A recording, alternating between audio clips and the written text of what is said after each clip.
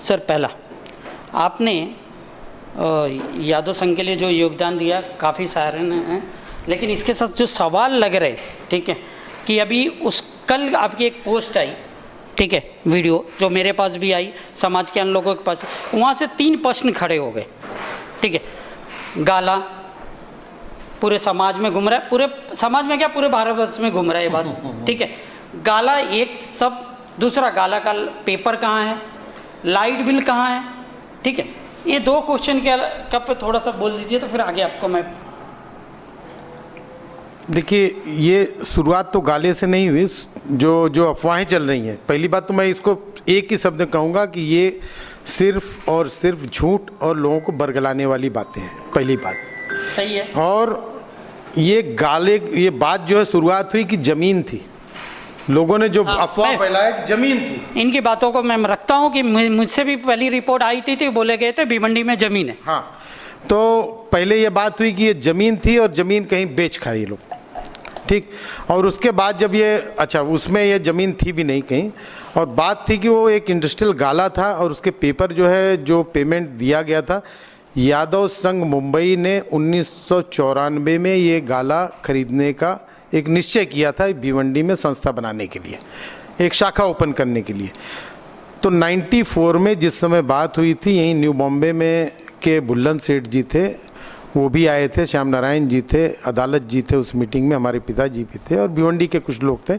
जब जिस समय निश्चित किया गया उस समय जो है वो 40,000 रुपये का चंदा उसी समय एक इकट्ठा हुआ उसी मीटिंग में, और उसको हम लोगों ने भिवंडी की एक अभ्युदय कोऑपरेटिव बैंक में भिवंडी के नाम से हमने अकाउंट खोला, यादव संघ बॉम्बे शाखा भिवंडी, इस नाम से अकाउंट खोला गया। उसमें बॉम्बे यादव संघ मुंबई का कोई लेना देना नहीं था।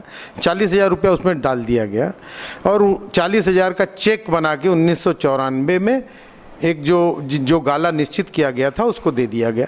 3 साल तक यादव संघ ने कोई पैसा नहीं दिया। 3 साल के बाद 1997 में 80,000 रुपया उसका दिया गया।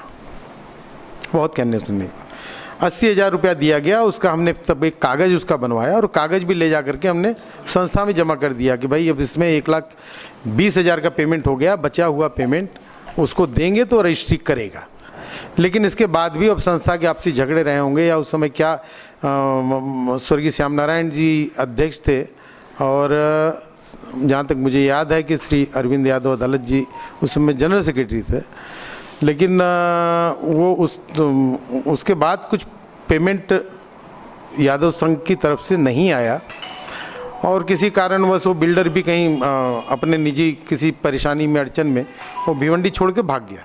नहीं, ये तो एक खबर है, मुझे खबर है। नहीं सुनिए, अब ये पूरी बात अगर नहीं बताऊंगा तो बातें एक दूसरे से लिंक नहीं। ये खबर आई थी कि जो जहाँ से ज़मीन खरीदी, जिससे वो गाला खरीदा गया था, वो कुछ दिनों के लिए सस्पेंडेड था। हाँ, सस्पेंडेड था, सस्पेंड होकर के टर्मिनेट भी हो गया, टर्मिनेट होकर चला भी गया भिवंडी छोड़ के। लेकिन उसके बाद जब वो उसको कोई आर्थिक अड़चन थी उस समय फिर वो पैसे के लिए काफ़ी हमारे पीछे पड़ गया।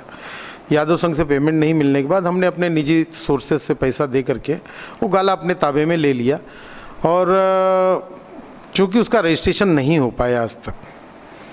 और 2008 में अरविंद यादव जी हमारे पास आए थे कि उस गाले का रजिस्ट्रेशन उसको पकड़ा जाए, करा लिया जाए और आप जो पैसा है ये पैसा कुछ रख लीजिए। मैं झूठ नहीं बोल रहा हूँ, बिल्कुल सही, आप ये पैसा रख लीजिए। मैंने कहा कि देखिए ऐसा है कि आप लोग सब लोग साथ में चलिए उसके पास, जो बिल्डर है, मैं लेके चलता हूँ, मुझको उसका गांव पता है कहाँ है।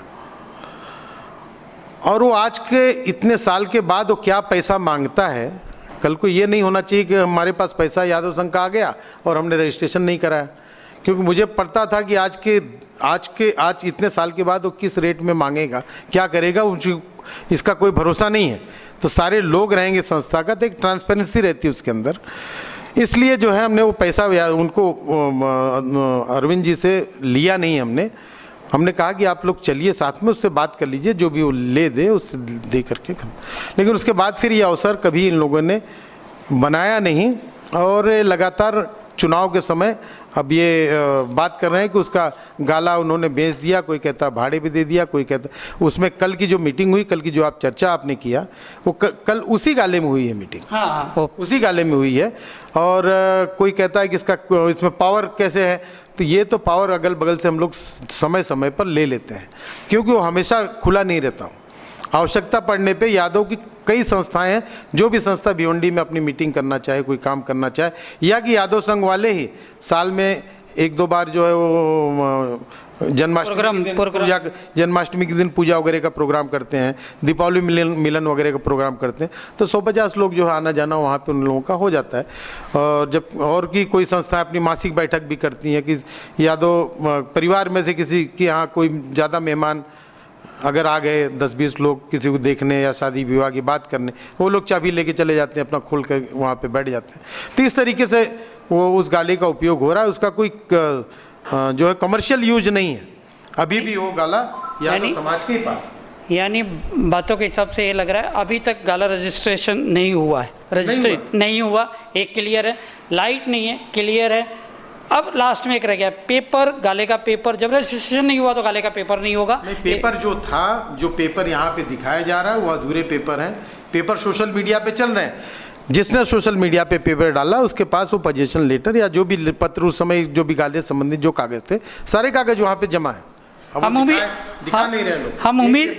उम्मीद करते हैं चुनाव जीतने के बाद, चुनाव खत्म होने के बाद जिनके पास पेपर है वो कृपया करके आए और सामने बैठ के जो भी अधूरा काम है उसको पूरा करें और फटाफट यादव समाज के लोग उसे ज़मीन को रजिस्ट्रेशन कराएं।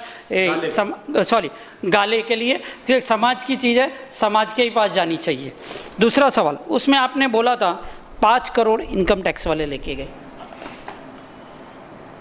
जी, जहाँ तक मुझे अंदाज़ है, क्योंकि उस समय मैं मार्च 2014 के बाद से हम लोग तो वहाँ गए नहीं, लेकिन जो 2019 में कुछ खबर आई थी इसकी कि 2019 में इनकम टैक्स की रेड हुई थी और रेड के समय जो है उन्होंने 5 करोड़ रुपया यादव संघ से रिकवर किया था।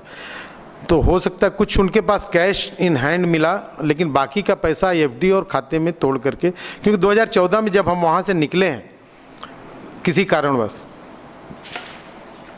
तो हमारी कमेटी ने सारे बैंकों को, जितनी हमारी जानकारी में था, एफडी और सारे सेविंग बैंक अकाउंट, सबको हमने सील करने का जो है लेटर दिया था कि इस पर कोई ट्रांजैक्शन नहीं होना चाहिए, इस पे अवैध लोग कब्जा करना चाह रहे हैं और इसमें हम लोग शेड्यूल 1 कमेटी है, इसके अलावा हमारे अलावा किसी की सिग्नेटरी नहीं है इसमें कोई लोग। तो उसके बाद जो है ये जो बाकी की कमेटी आई, उस कमेटी ने मैक्सिमम ट्रांजेक्शन कैश में किया है और कुछ जो है इधर अगल बगल के बैंक में, किसी और बैंकों में कुछ खाता खोल करके ट्रांजैक्शन किया, लेकिन जो मेरी जानकारी में मैक्सिमम ट्रांजैक्शन उन्होंने कैश में किया है।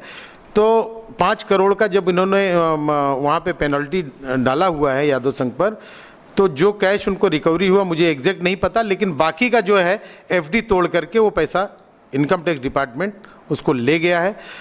बैंक का ये ट्रांजैक्शन है, एक पैसे का आप इधर उधर उसमें गलत नहीं दिखा सकते, आप पूरी तरह बैंक से जा करके इंक्वायरी कर सकते हैं। आज मेरे नाम से यदि एफडी कोई है, मेरे नाम से कोई सेविंग अकाउंट है, मेरी पत्नी भी जाके उसको ऑपरेट नहीं कर सकती जब तक कि या तो मेरी मौत हो जाए या और मैं वो नॉमिनेटेड हो, या तो जो है मैं अलाउ करूं उसको पावर ऑफ अटॉर्नी दे दूं।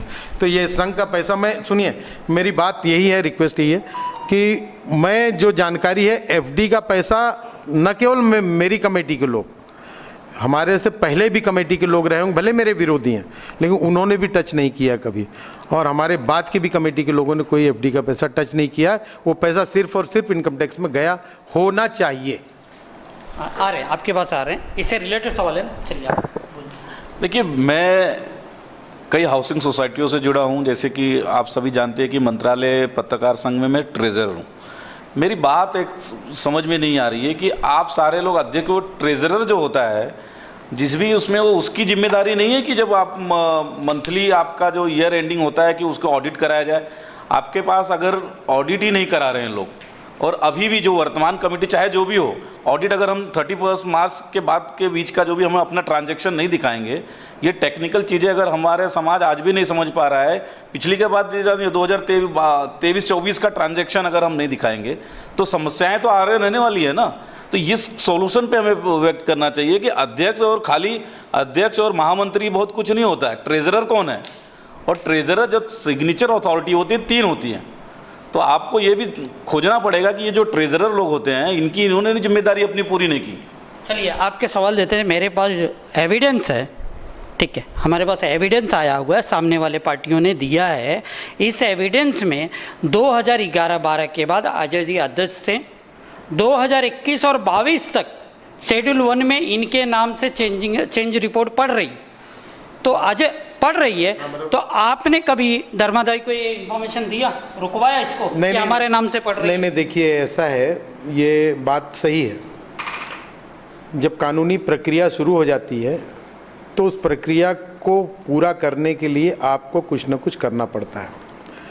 किसी ने कहा कि आपने बैंक ऑपरेशन क्यों मांगा? हमने मांगा था बैंक ऑपरेशन, हमको अपना पोजीशन वहाँ दिखाना था, ठीक है। जो डिस्प्यूट वहाँ से शुरू हुआ, अनऑथराइज्ड लोगों को हमको अगर वहाँ से बाहर करना है तो हम कानूनी ढंग से बाहर करना चाह रहे हैं। हमको कानूनी ढंग से वो प्रक्रिया को पूरा करने के लिए, वो साल यदि पूरा हो रहा है इसके बाद हमको अपना क्लेम रखने के लिए, ये हमारी जानकारी में गई है चेंज रिपोर्ट, कोई किसी और दुर्भावना से नहीं गई। नहीं तो भर्तियों में कानूनी प्रक्रिया को पूरी करने के लिए गई। तो स्कूल के भर्तियों में भी हुई है? नहीं, ये समाज के लोग इस बात को नोट करें कि इन्होंने भर्तियों के लिए साइन नहीं किया। नहीं, हम उसको बताते हैं। देखिए, जो 2011 के बाद और 11 और 12 में 6 भर्तियां हुई हैं जो हमारी कमेटी ने ऑफिशियली किया है। उसके बाद से जितनी भी भर्ती हुई होगी उसमें कोई यदि बता दे कि एक भी भर्ती पर, किसी भी अप्रूवल पर, किसी फाइल पर अगर हमारी सिग्नेचर हो तो मैं आज ही चुनाव छोड़ दूंगा। ये 2012 की बात कर रहे हैं आप? अच्छा, इस संबंध में एक चीज़ और मेरे को बताइए, 2012 के बाद, 12-13 के बाद या 14 से आपने कहीं भी ऐसा इनकम टैक्स की फाइलिंग होते समय कभी सिग्नेचर किया है? वो कौन से साल में किया है? क्योंकि पूरा होना चाहिए, क्योंकि 2018 में जो इनकम टैक्स में फाइल हुआ है वो सिग्नेचर आपका नहीं है, 2019-20 में भी सिग्नेचर आपका नहीं है। और मेन जो बात आई है, जो आपने बोला अभी, 5 करोड़ रुपए जो एफडी थे 2018-19 के बाद इनकम टैक्स ने लिया है, क्योंकि टीडीएस कटा है 5,71,801, यानी लगभग 5.5 करोड़। अब 2019-20 में 97,000 यानी 1 करोड़ बाकी रह गया। लेकिन 2020-21 में वो माइनस हो करके, वो भी 1 करोड़ माइनस हो करके, और अभी माइनस चला गया 32 लाख।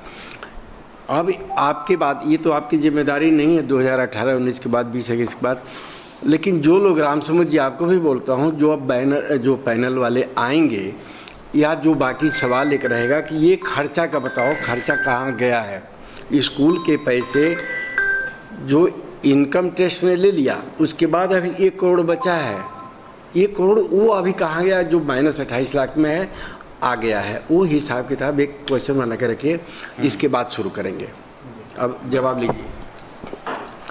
जो आपने कहा कि 2013 या 14 के बाद से, मुझे एग्जैक्ट याद नहीं, लेकिन मैंने इनकम टैक्स की कोई पेपर नहीं साइन किए, मैंने अपॉइंटमेंट के कोई पेपर नहीं साइन किए। हाँ, कुछ पेपर, कुछ फाइल 1-2 टीचर के या तो रिटायरमेंट की रही होगी या पीएफ की रही होगी, जो कि स्कूल के संचालन के लिए आवश्यक थी, जहाँ पे हमारे सिग्नेचर, क्योंकि शेड्यूल 1 में हमारा ही नाम चला आ रहा था, तो कुछ विभागों ने ये कहा कि भाई जो अनऑथराइज्ड कमेटी है उससे हमको कोई लेना देना नहीं, शेड्यूल 1 का ही हमको सिग्नेचर वहाँ पे चाहिए।